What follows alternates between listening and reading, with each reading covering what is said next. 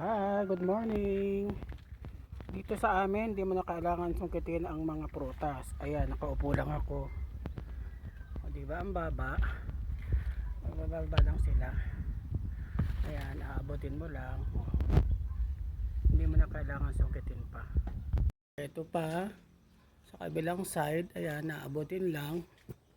Hindi mo na kailangan ng sungkit. Ang daing bunga. O, ayan. Aabutin mo lang siya. Pak! Kain na, di ba? Oo, ang dami. Bakit ba nagsabay-sabay lahat?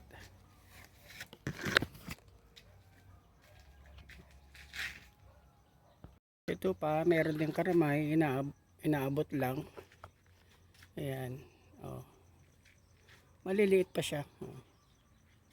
Karamay, inaabot lang 'yan. Ang Indian mango rin dito ay hindi mo na kailangan sungkitin. Ayan, ang baba, oh, abutin mo lang. Oh. Meron pa nakasahid sa lupa. Tcharan! O, diba? Nakasahid na sa lupa. Kaya lang ang daming abuhos. Ay, hinog na siya. Oh. Ayan, oh. Nakasahid lang sa lupa yan. Ang dami, oh. Ganyan ang mga Indian mango dito. Ayan, oh, abutin mo lang.